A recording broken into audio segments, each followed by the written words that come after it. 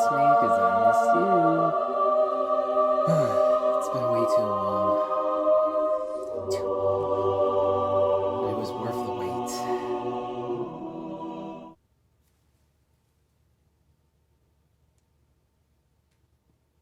Like, you guys haven't obsessed over anything like this. Seriously, people freak out over outdoor dining. Give me a break on this one, okay? A Quiet Place Part 2 is no perfect movie. Go in the basement.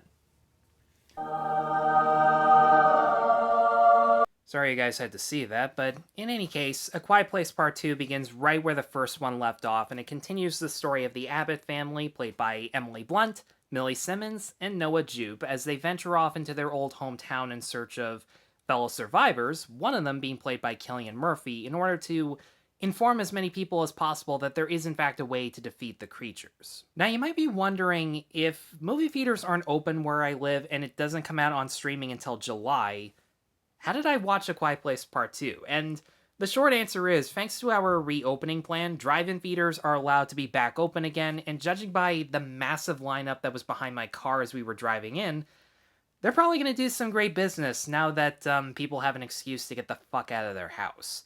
So my good buddy Josh and I went out of our way to drive an hour away from home to go to the one drive-in that was actually showing this movie, which, Josh, thank you so much, man. I appreciate just how much time you put into making this happen. I'm glad that this is the first movie we actually got to watch together in a theater.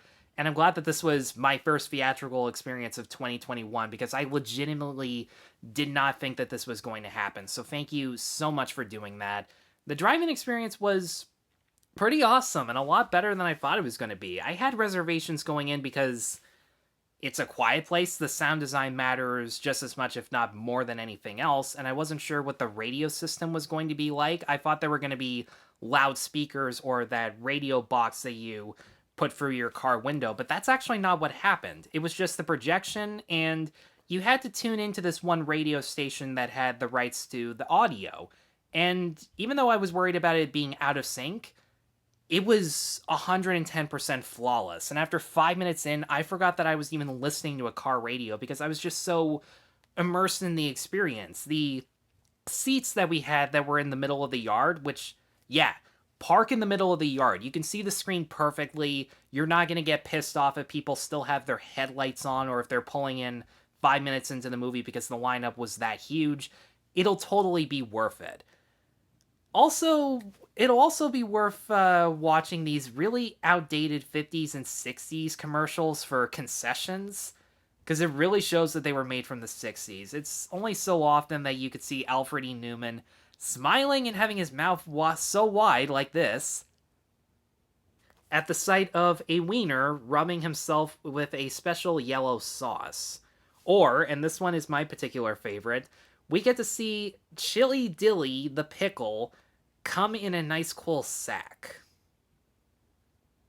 I really wish I was making this stuff up, but check these out on YouTube. They're fucking hilarious. We laughed our asses off, and it raised our expectations because we knew what we were about to see next was going to be intentionally good. And A Quiet Place Part 2 was intentionally great. Once the movie was over and we were driving home, I thought it was up to par with the original. There were things that had been expanded upon, and like any sequel, there are scenes that feel so repetitive of the original that they get kind of bogged down. But the more I think about minor details like costume design, set design, props, the use of color, the cinematography and the editing, so many other things, just like in the original, I started thinking about it, and all of a sudden, the movie felt better. It might actually be a peg above the original. One thing that has definitely been improved upon, though, without question, even if you don't like the movie, is the direction. John Krasinski did a fantastic job at expanding the size, the scale, and the stakes of the movie without it ever coming across as style over substance. Every shot, every camera angle feels as if it actually propels the story along with the sound design. And probably the greatest technique that Krasinski has refined is his camera work. He incorporates a lot of longer tracking shots that some movie nerds might know as Spielberg oneers.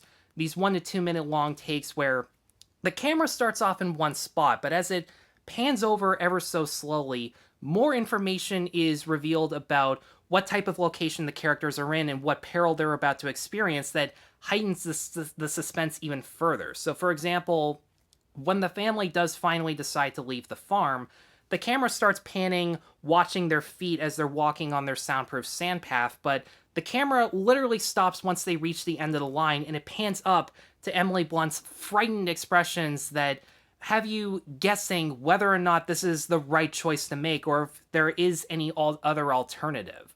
And compared to the first movie that featured a lot of lockdown still shots that really portrayed the isolation of what these characters are experiencing, now that they have no choice but to venture out into what used to be their old hometown but is now an unrecognizable wasteland, the camera is almost always moving, giving this sense of urgency. But now that the characters have to be even more careful with every step they take than before, the amount of camera movement actually makes each scene feel a hell of a lot more fast-paced, which is really interesting. It's the one time where moving ever so slowly actually feels incredibly quick.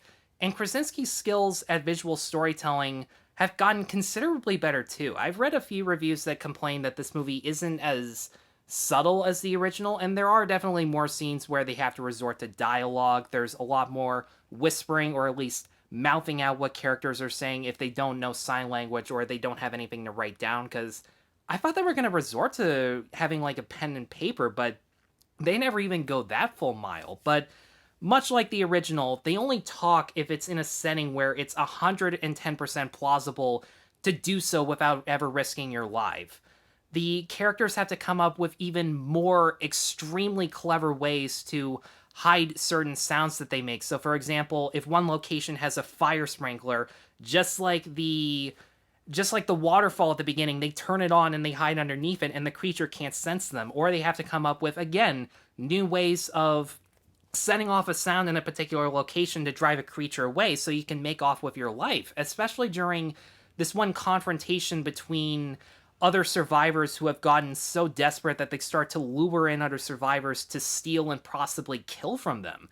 The amount of world building that Krasinski comes up with actually expands upon what this one town is experiencing in the apocalypse, but they make the wise decision of never telling us what the rest of the world is going for. We never know for sure if everyone else is experiencing the exact same shit as they have. They offer clues, but they never give any confirmations. Even the opening sequence, which was absolutely awesome. It was suspenseful. It had so much really good action, and it expanded upon those awesome tracking shots. I'm saying awesome a lot. I apologize. But the opening for this one might be even better than the first one. The first one was a lot more emotional, but this was more exhilarating, and it put us into the perspective of the town, let alone just what the family is experiencing. Plus, people tend to forget the camera work that Krasinski features gets us to learn things about the characters' backstories or create symbolic shots without even calling attention to itself through the use of props, set design, and costume design. In the first movie, we all saw Emily Blunt having all these medical supplies like a stethoscope or a blood pressure cuff, so it's easy to assume that she's a doctor, kind of like Krasinski tinkering around with the radios to signify that he's an engineer.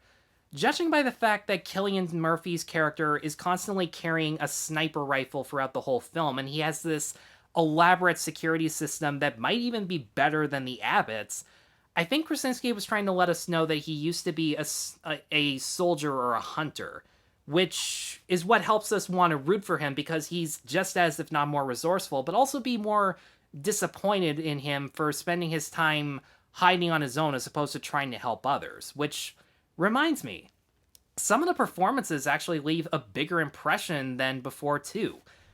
I'm just going to get this out of the way. Emily Blunt isn't in this as much as you might think. She's featured at the forefront for marketing reasons, plus the fact that her husband is the director, but her shorter amount of time on screen, in my opinion, actually serves the themes of this movie well, because with the first one, it was all about parents realizing that even though their kids are going to make mistakes, they've taught them everything they need in order to succeed and need to let go of the fear of failure. And at the same time, kids have to remind themselves that they wouldn't be able to succeed on their own with their parents showing them how to. In this movie, the kids either choose to or have no choice but to accept more responsibility for the sake of their family or other people that involves spending less time with each other, has a higher risk of failing, which means if they do even come close, they're going to have no one else to depend upon. And Blunt's overall arc is about just sensing how much her husband's death and new son's birth have affected her to the point where she has to make important decisions over what she has to do on her own and what the kids have to do on their own. And it was, I will admit, I would have liked to have seen a little bit more of her, especially after everything she went through in the original, but she was in it for as long as she needed to be.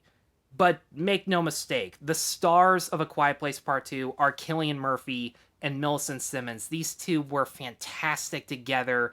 They had excellent, genuine chemistry that led to some of, if not the most heartwarming scenes in the entire film. With Murphy's character, he's given a backstory that's as basic as possible, that's almost identical to what the family is experiencing, and that is what gives them some common ground once they meet up. And just like every other actor in the film, it's more about how he's able to express the most simple emotions with just his facial expressions and body language. You can see it in his eyes every time he's on screen that if he doesn't want to help someone, it's not because he doesn't care, but it's because he's just as afraid of accepting new responsibility, just like the other family. He's done it before and he failed at that, so he doesn't want to make the exact same mistake again if he feels as if it could happen. But because he spent so much time on his own, he feels as if he owes it to at least hear them out on their plans. And when he sees what Simmonds in particular is sacrificing for the greater good, he hasn't seen anyone act this selfless in a long time. And it gives them this sense of hope and loyalty towards her, but not without this sense that he might still fuck up along the way. And it's Simmons' reluctant heroism that makes her come across as more of an unlikely mentor. She's not setting out to be a role model or anything. She just knows that she has the tools in order to help other people, and based on everything she experienced before, she doesn't want anyone to suffer from the exact same fate. But at the same time, she can't save the world on her own. No one can. So she has to put more trust in people that she's never met before, people she disagrees with on a regular basis, and people who inherently don't know how to communicate with her. So she also has to learn to be more patient and understanding, which is crucial and a little more unpredictable, because if she mistrusts the wrong person at the wrong time, her mission is going to completely fail and it would have been for nothing. And there's one scene where you feel the amount of anxiety she's experiencing. Just like in the original movie, if a scene is captured in a wide shot, the sound feels almost muted. If it's in a close-up, the sound is dialed up to 11, and when the scene is from her perspective, the sound is gone entirely. And when the sound is gone entirely, you feel the amount of anxiety and regret that she might experience if she lets her guard down at the worst possible moment. It was exhilarating, which is saying a lot considering the guilt that she had to overcome in the first movie, too. Noah Jupe, on the other hand, I feel really bad for him. He's a great actor for his age, and his performance and characterization here is a lot better this time around, but he's still the weak spot of the movie. Now, in Krasinski's defense as a writer, the best scenes are when he's forced to basically switch spots with Emily Blunt and suffer the exact same physical and emotional trauma, too. And that part was definitely interesting, and it was then that hit me that you're supposed to intentionally hate the mistakes that this kid makes because he's too busy listening to his own fear as opposed to listening to everyone else around him. He's a prime metaphor for what parents are afraid might happen to their children. But even though the message and the performance is still there, the ways in which he fucks up are still so stupid and cliched that you don't feel any sympathy for him whatsoever. There is one point near the end where he actually does have to make a satisfying sacrifice, and that part was his best moment in either film combined, but I didn't think it was really enough. Also, when I heard that he was going to be in this, I was really looking forward to checking out Djimon Hounsou in this movie, especially after he replaced Brian Tyree Henry, who I'm going to go out on a limb and guess that he decided to do Eternals over this, and judging by what I've heard about Eternals, I'm not sure that might have been the best decision, but here's the thing. Hounsou, once again, gives a great performance. I've never seen him do anything bad, and he is quote-unquote an essential character, It felt like his arc was rushed. A lot of scenes involving whispering and dialogue that have to explain plot details about other survivors, they tend to revolve around him. There's even a cameo from Scoot McNairy, who I didn't even recognize when I saw him, that was shorter, but it left more up to imagination over what happened to him during the invasion and why he's taken the path that he's in. But with Hounsou, he feels more like a plot-driven character. He doesn't have an overall arc, he doesn't have anything to learn, and it felt kind of pointless. It felt like any character could have taken this particular position. It's hard to describe without spoiling anything, but at the same time, the strengths of this movie, just like the original, immensely outweigh the flaws that I might have. It definitely outweighs the callbacks to the first one that were lackluster to begin with. The performances from this entire cast were phenomenal, especially Simmonds and Murphy. I hope they get Oscar consideration because I felt like she could have gotten it the first time around but didn't. The sound design better fucking actually win this time and not go to a fucking war movie because that was ridiculous. The sound design, I haven't talked about that much in this video because it follows the exact same beats. As I mentioned before, depending on the shot size, it really matters whether or not the volume is down low to keep you guessing or dialed up to 11 to have you just lean in forward with white knuckles wondering what the hell's going to happen next.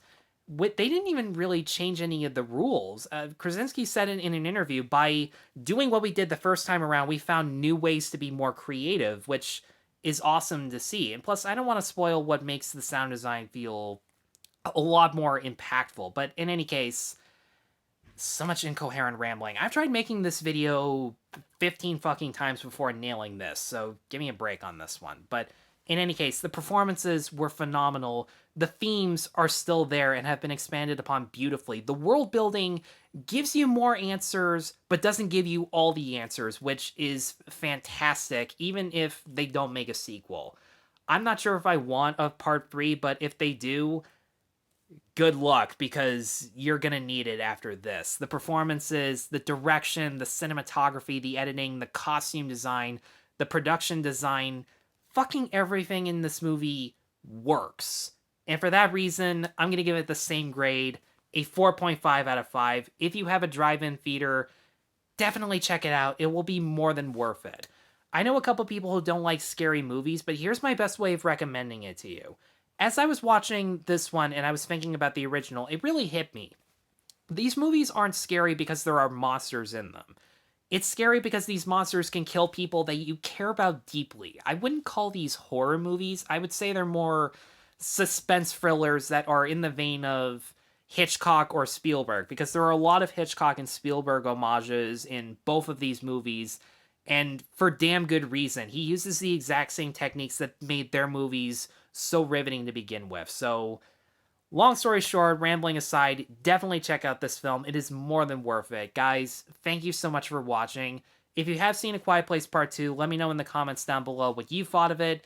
Let me know which one you prefer, the first one or the second one, because I'm kind of going back and forth, and there are things that I didn't like about this one that I'm not going to talk about because, again, I need to refresh my memory to see if they still hold up. So in any case, let me know in the comments below. Be sure to like and subscribe. Be sure to stay tuned for more reviews, and be sure to check out my other channel, Sharp Edge Cinematics. Take care.